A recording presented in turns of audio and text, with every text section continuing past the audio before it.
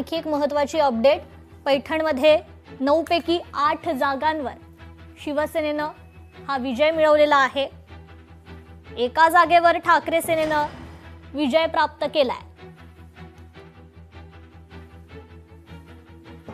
पैठणची ही update आपण पाहतोय। शिवसेनेची एक हाती सत्ता पाहायला मिळते। भुमरे पिता पुत्रांचा हा खरं तर वरचष्मा पाहायला मिळतोय पैठणमध्ये।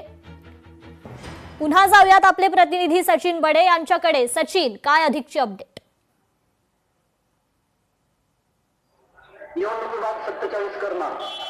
छत्रपती संभाजीनगर जिल्ह्यातील पैठण जो भुमरेंचा गड मानला जातो, तर या ठिकाणी भुमरेंचा वरचष्मा पाहायला मिळतोय। जेवढ्या जागा शिवसेनेने म्हणजेच एकनाथ शिंदेच्या शिवसेनेने दिलेल्या होत्या तेवढ्या ही जागा जिंकून आलेल्या आहेत। मात्र त्यातील एक जागा जी आहे ती त्या ठिकाणी शिवसेना उद्धव बाळासाहेब ठाकरे पक्षाला मिळाली आहे।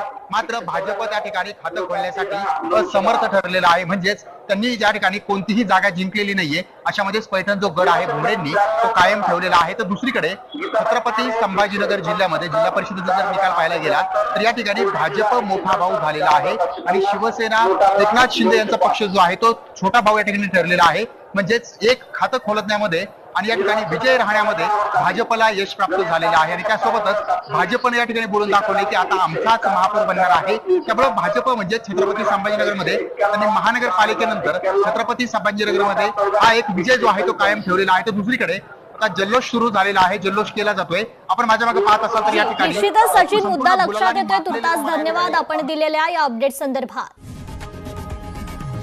लोकशाही मराठी ऐका, पहा, जागरूक रहा।